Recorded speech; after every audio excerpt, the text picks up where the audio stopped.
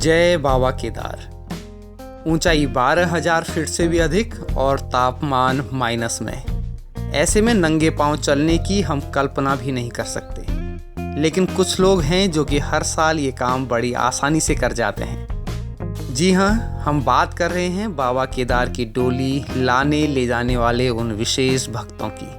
आज के वीडियो में उनसे जानेंगे कि ऐसा चमत्कार वे कैसे कर लेते हैं। जय बाबा केदारनाथ भगवान की जय। आप देख रहे हैं मन्नू की मोटर। चैनल को करें सब्सक्राइब। सबसे पहले वीडियो को देखने के लिए बेल आइकन जरूर दबाएं। Thank you.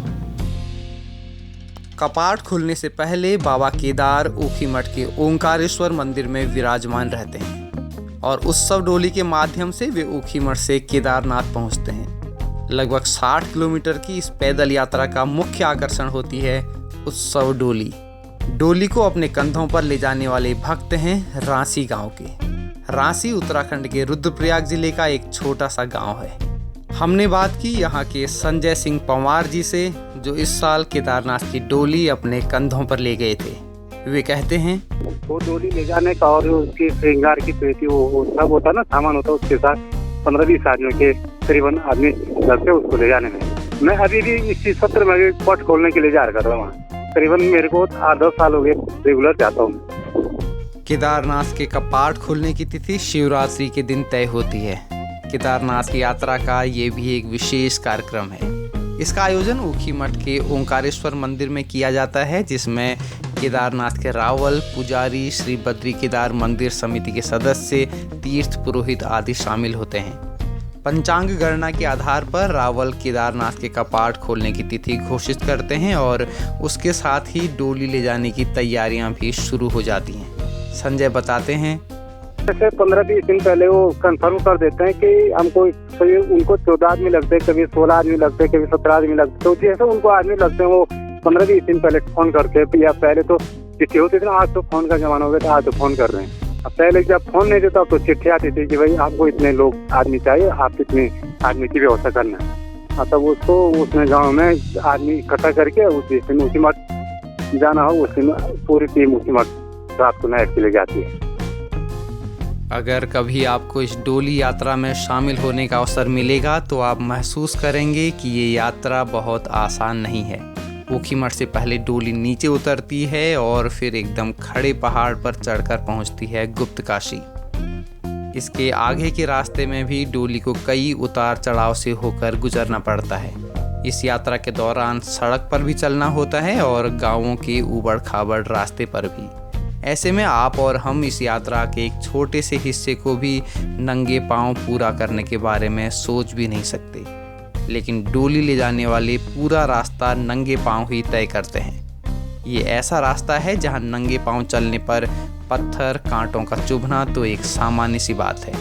इस बारे में संजय कहते हैं, जो डोली के साथ चलते हैं वो तो नंगे पांव चलते हैं, और जो श्रृंगार वो पेटी पुटी ले जाते हैं वो तो सब जूते में चले जाती है। तो वो 5 आदमी की टीम बनी हुई उस डोली को ले जाने के लिए ना, और वो जैसे जिसके पास बारी होगा तो आपस में चेंज करते रहते हैं। इसमें भी सबसे कठिन समय तब आता है जब डोली गौरीकुंड से आगे बढ़ती है।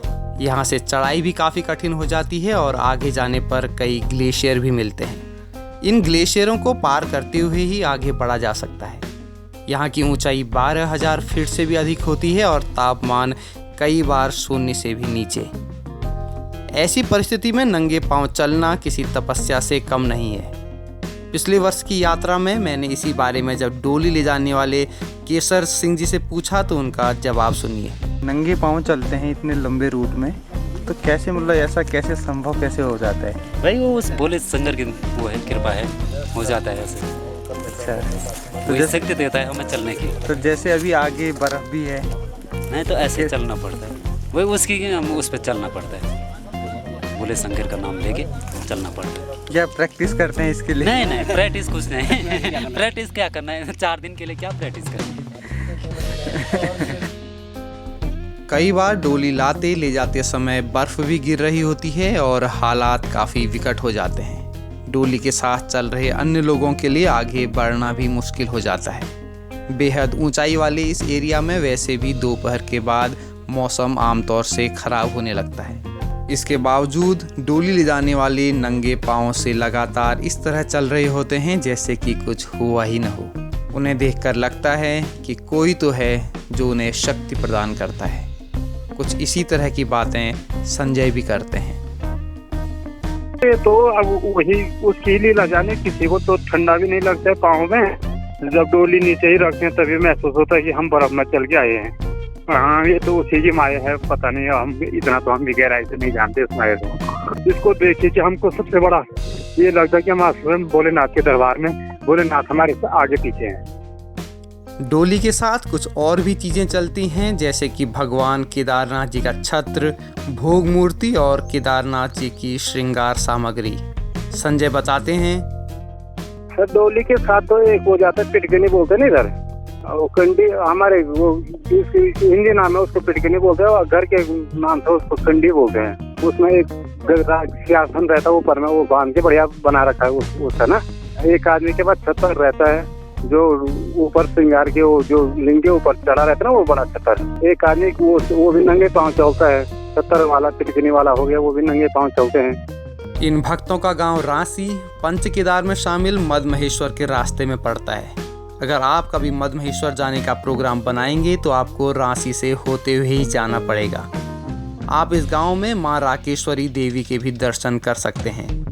रांसी गांव से बाबा भोलेनाथ का विशेष लगाव है। केदारनाथ की डोली ले जाने के अलावा रांसी गांव के लोग मद्महेश्वर की डोली भी ले जाते हैं। मद्महेश्वर की डोली ले जाना इनके हक हकूक में शामिल है, यानी कि कोई भी इनसे इनका ये हक यानी कि अधिकार छीन नहीं सकता। इसमें ये समझना बेहद ज़रूरी है कि मद्महेश्वर की डोली को ले जाने में तो रांसी गांव वालों का हक होता है, लेकिन केदारनाथ के लिए ऐसा नहीं है। केदारनाथ की डोली ले जाना इनका एक तरह से काम है। कई साल पहले तक किसी दूसरे गांव के लोग भी डोली ले जाते थे, लेकिन फ़िलहाल 30-35 साल से ये काम रांसी गांव वाले ही कर रहे हैं। लेकिन जिस श्रद्धा व विश्वास के साथ ये लोग डोली ले जाते हैं वो वास्तव में शानदार है। अपने किसी काम के प्रति पूर्ण समर्पण का इससे बड़ा उदाहरण नहीं हो सकता। आइए वर्ष 2019 की डोली यात्रा के कुछ दृश्यों का आनंद लेते हैं।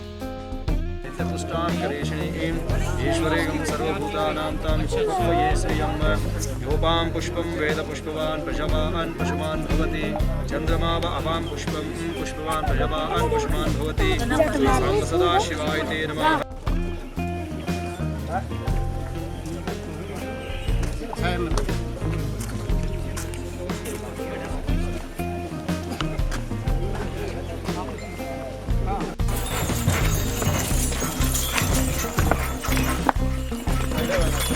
हर हर महादेव।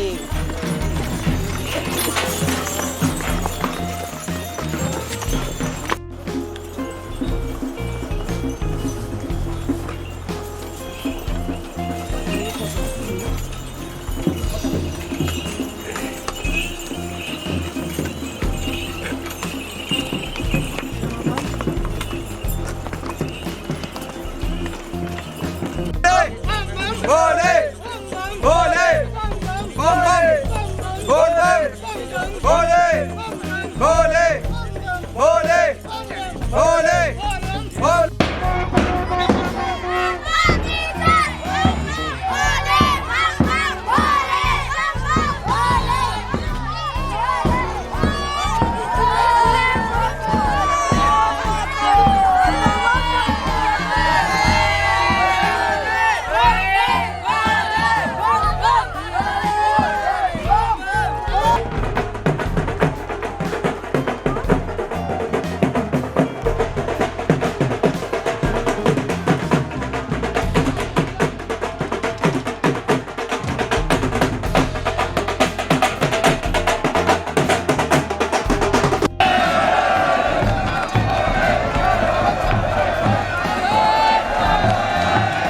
तो ये थी भोले भंडारी के विशेष भक्तों की कहानी। आज का ये वीडियो आपको कैसा लगा कमेंट्स में बताइएगा।